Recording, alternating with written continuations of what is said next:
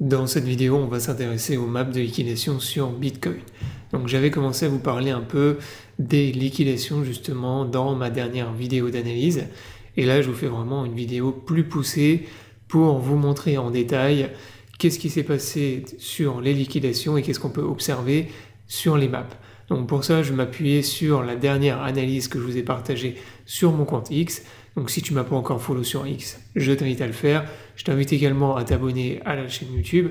Et si tu es intéressé par le trading des crypto-monnaies, je t'invite à me rejoindre sur l'exchange Bitget, MEX et Bluefin, qui sont mes 3 exchanges préférés pour trader les crypto-monnaies. Si tu n'es pas inscrit, tu as tous les liens dans la description sous la vidéo. Ces liens te permettent d'avoir accès à un bonus lors de ton premier dépôt, ainsi que des réductions sur tes frais de trading, donc profites-en. Maintenant, on démarre la vidéo datée, donc consacrée aux maps de liquidation. Donc les maps de liquidation, comme tu le sais, c'est un des outils probablement les plus puissants et les plus importants à surveiller. Donc moi, c'est quelque chose que je surveille tous les jours sur le Bitcoin.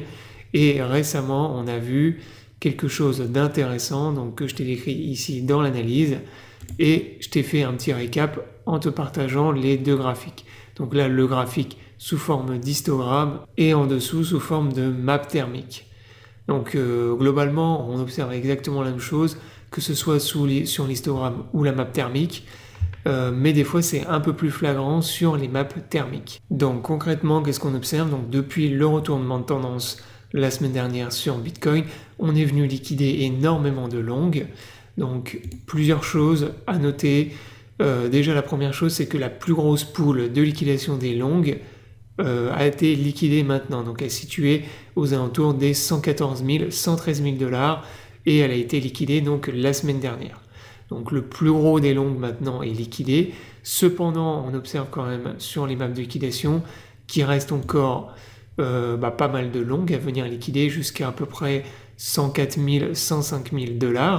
Donc, raison pour laquelle à court terme, on peut avoir une continuation de la tendance baissière pour venir liquider donc toute la pool qui reste dans cette zone et venir achever les longues. Une fois qu'on arrivera dans cette zone, il n'y aura plus du tout, quasiment pratiquement plus de longues à venir liquider. Et je m'attends à un retournement de la tendance pour venir ensuite liquider les shorts. Donc ça c'était la première chose à noter. Deuxième chose maintenant, on observe qu'il y a beaucoup plus de longues à venir liquider, logiquement, puisque le plus gros des liquidations de longues ont été faits. La plus grosse pool de longues a été liquidée. Maintenant, il y a beaucoup plus de liquidations du côté des shorts. Et on a notamment pratiquement 2 fois plus de shorts à venir liquider que de longues. Donc ça, c'est ce qu'on voit justement sur la map de liquidation ici. Si on remonte jusqu'à 100 000 $ sur les exchanges Binance, OKX et Bybit, on a un cumul d'environ, on va dire 11 milliards de liquidation de longues. Et du côté des shorts, si on remonte par exemple à 128 000, on monte à 18 milliards de liquidation. Donc environ le double de liquidation du côté des shorts. Enfin, dernière chose qu'on observe sur les maps de liquidation, c'est que maintenant la plus grosse pool de liquidation se situe du côté des shorts. Donc c'est la pool que vous voyez ici, aux alentours des 120 000, 121 000 $.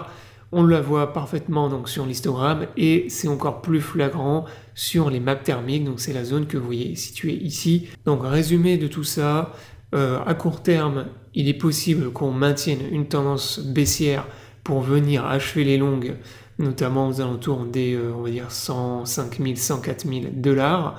À l'arrivée ici, donc il n'y aura plus du tout de liquidation de longues et au contraire, il y aura beaucoup de liquidation de short à venir chercher. Et on a également une très très grosse pool de liquidation de short située dans la zone ici, entre 120 000 et même jusqu'à 123 124 000 $. Et donc cette zone sera probablement à venir chercher dans les semaines à venir. Donc une fois qu'on aura terminé le retracement, d'un point de vue purement graphique, pour l'instant on continue à évoluer à l'intérieur de notre canal, donc il n'y a absolument pas à s'inquiéter. Moi je reste bull toujours sur le Bitcoin, tant qu'on continue et qu'on maintient une consolidation dans ce pattern. Et là ce qu'on peut observer également, et ce que je vous avais pas dit le week-end dernier, c'est qu'on est venu pullback sur l'ancienne ATH ici des 111 000, 112 000 $. Donc voilà, bon pour l'instant, comme je vous l'ai dit, il n'y a absolument pas à s'inquiéter.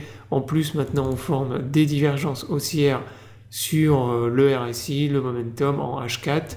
Donc les probabilités de repartir dans une tendance boule dans les semaines à venir sont élevées, même si à court terme, comme je vous l'ai dit tout à l'heure, on peut maintenir une petite tendance baissière pour venir terminer d'achever les liquidations des longues. Donc voilà, donc si tu es intéressé par des analyses sur les maps de liquidation, encore une fois, je t'invite à me follow sur mon compte X.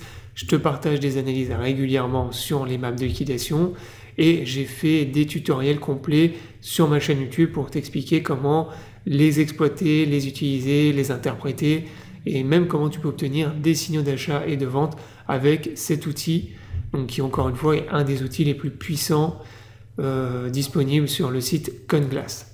Donc j'espère que la vidéo t'aura plu, je t'invite à t'abonner à la chaîne pour ne pas rater les prochaines vidéos.